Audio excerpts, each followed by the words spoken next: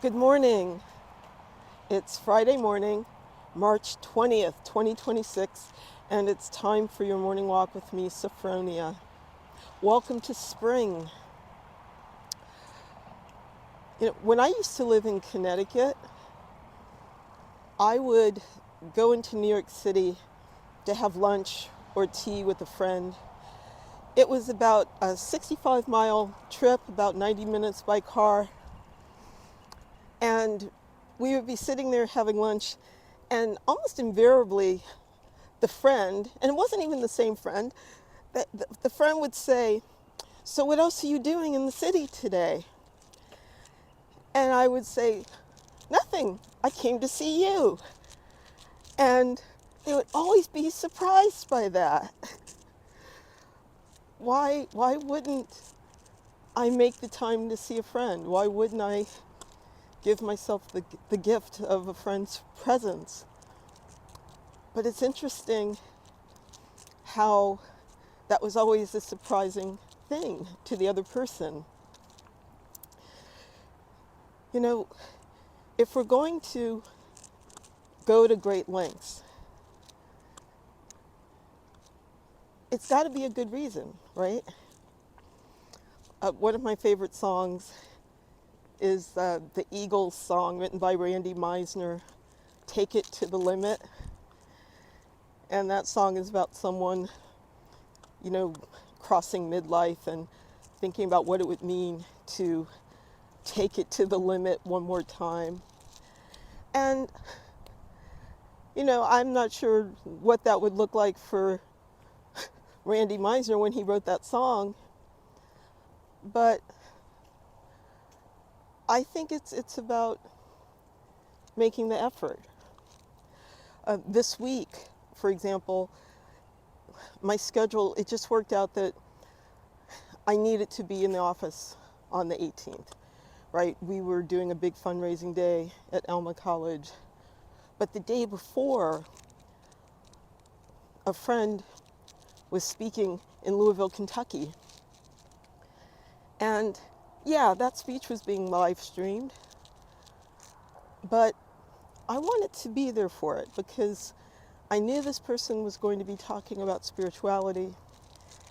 And when you ask someone to have that kind of conversation, it means something. And I wanted to honor that this person was doing a talk like that, and I wanted to be there. So, my husband, agreed to do the driving, and we had this whirlwind trip where we drove down to Louisville and came back the same day, getting home at like 2:30 in the morning. But I got to see my friend and see him give a fabulous speech. And I was so happy to be there. Now, we do these things more often, perhaps even without thinking, because the very next day I met people who were telling me that they were doing the same exact thing, except it was Buffalo. They're going to Buffalo for the March Madness tournaments to see their team.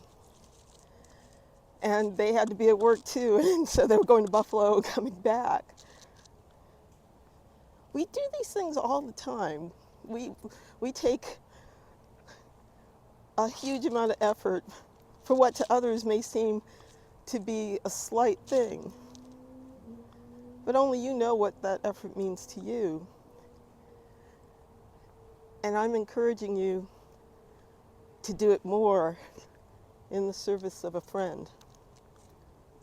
Because we can't always help friends in the way that we might want to. We might not have the resources that a friend might need. It may be a medical challenge, and we really can't do anything other than offer presence. And I mean presence by being there. I have a friend going through challenges where my presence is just letter writing because I can't be there physically. And this person can't be on computers and such. So the only way I can offer presence is by writing. So I encourage you to think about your friendships, where you might take it to the limit for someone. Maybe surprise them, because they may not realize that you love them that much and that they feel that you are worth the effort. It's a way to say a lot without words. Anyway, I'm going to keep walking. I will be in Grand Haven, Michigan tomorrow for the Third Coast Book Festival. If you're in the area, come on by. I will have copies of my books. I will see you then. And I will say to my friend John again, well done. That was an awesome speech. Take care. Bye-bye.